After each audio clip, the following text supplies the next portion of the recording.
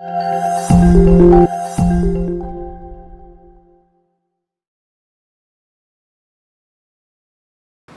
Dear students, last सेशनमध्ये आपण terms find out केले होते. टीएनचा एक फॉर्म्युला पाहिला होता. TN is equal to A plus N minus one D. आज आपण सम ऑफ टर्म्स बघणार आहे. काल आपण टर्म्स शोधली होती की कोणती टर्म कितवी टर्म आपल्याला काढता येईल, असा आपण एक फॉर्म्युला पाहिला होता. तसं आज आपल्याला सम करायची, म्हणजे प्रॉब्लेम्स समसाठी असतात. म्हणजे सिक्वेन्स तर दिलेली आहेच, पण त्या सिक्वेन्समध्ये काय करायचं तुम्हाला, त्या सिक्वेन्सची टोटल सम काढायची असतो फॉर्म्युला पाहतो. तर एक पहा, कालचा फॉर्म्युला होता TN is equal to A plus N minus one D. हा कालचा होता.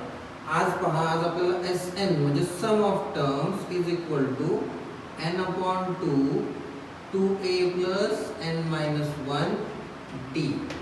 काय डिफरन्स पडतो इथं, फक्त एन अपॉन टू आणि हा टू येतोय, बाकी सगळं बघा सेमच आहे. ठीक आहे, हा एक फॉर्म्युला आहे. आणखीन एक फॉर्म्युला आहे की S N is equal to N by two upon T one plus T N. T one काय आहे, फर्स्ट टर्म, आणि टी एन काय आहे, टी एन आहे लास्ट टर्म. म्हणजे हा फॉर्म्युला तुम्ही असे लिहू शकता, S N is equal to N by two A plus L. हे तीन फॉर्म्युलाज तुमच्याकडे आहेत.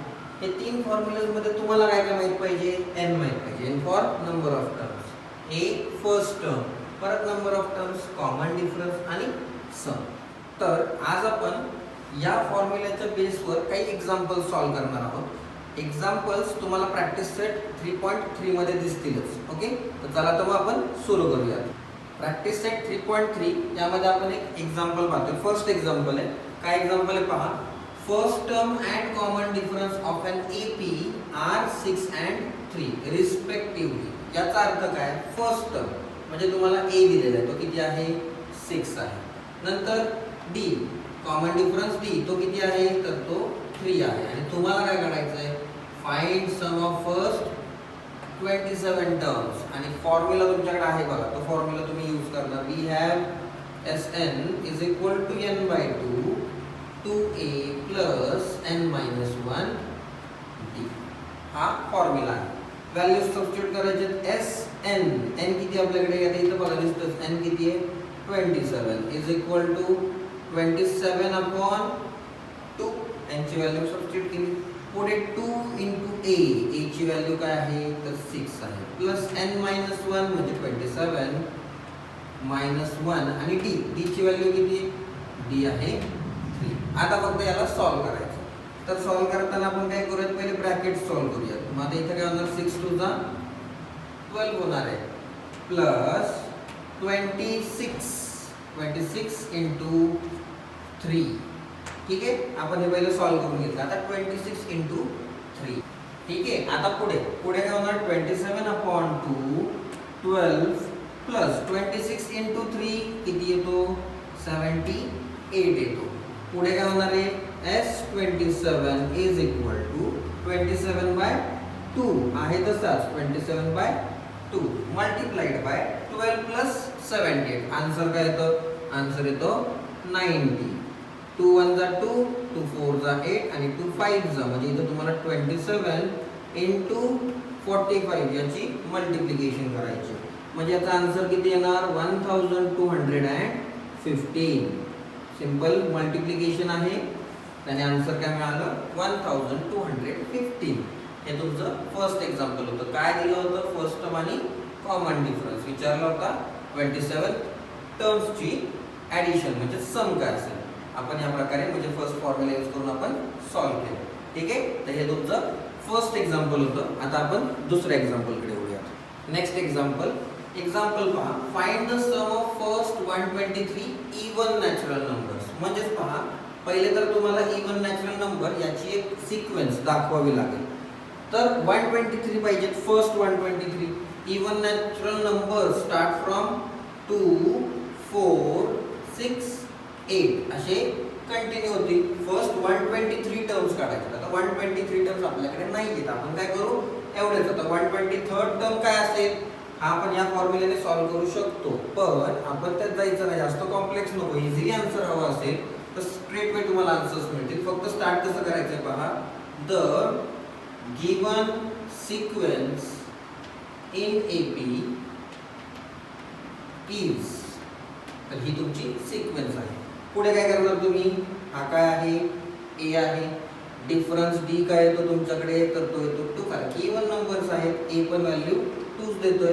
त्यानंतर तुम्हाला अजून काय पाहिजे, एन. एन किती तुमच्याकडं 123, आणि तुमच्याकडे काय आहे, तर तुमच्याकडे आहे formula Sn is equal to n/2 2a plus n-1d. मग n/2, आता पहिले तर n ची व्हॅल्यू सांगा किती आहे, 123 is equal to 123 upon 2 2a, 2 into a ची व्हॅल्यू काय आहे 2 प्लस n-1, आता n किती आपल्याकडे 123, मग इथं आलं 123 मायनस 1, आणि d ची व्हॅल्यू काय आहे, ती पण आहे 2. ठीक आहे, पुढे जाऊन काय होणार होतं ते 123 अपॉन 2, 2 2 जा 4 प्लस 122 इंटू 2. त्याच्या पुढे काय होणार आहे, याच्या पुढे 123 अपॉन 2 4 प्लस यांची मल्टिप्लिकेशन किती, 2 2 जा 4, 2 2 जा 4, आणि 2 1 जा 2. पुढे पहा आता 123 अपॉन 2 244 प्लस 4 किती आले 248. मग पुढे तुम्हाला S123 इज इक्वल टू काय करणार आपण, सिंपल 2 ने डिवाइड करूया, म्हणजे 2 1 जा 2, 2 2 जा 4, आणि 2 4 जा 8. तुम्हाला काय करायचंय 123 इंटू 124 यांची मल्टिप्लिकेशन केली की तुम्हाला सम ऑफ फर्स्ट 123 टर्म्स मिळणार आहे. ठीक आहे, त्याची मल्टिप्लिकेशन काय येईल हे पहा. तर ही मल्टिप्लिकेशन येते 15,252. नॉर्मल कॅल्क्युलेशन सेट करून पहा, तुम्हाला आन्सर 15,252 मिळणार आहे. ठीक आहे, काय केले एक्झाम्पल मध्ये फर्स्ट 123 इवन नॅचरल नंबर्सची आपल्याला सम करायची होती. मग मी पहिली तुम्हाला सिक्वेन्स दाखवली, रिक्वायर्ड टर्म्स काढून घेतले, फॉर्म्युलामध्ये सबस्टिट्यूट केले, सॉल्व केला, आणि तुम्हाला तुमचा आन्सर मिळाला. तर असे असतात एक्झाम्पल्स तुम्हाला सम ऑफ टर्म्स साठी, म्हणजे हा फॉर्म्युला बेसिसवर त्यातला आज आपण फक्त हाच कव्हर केलेला आहे.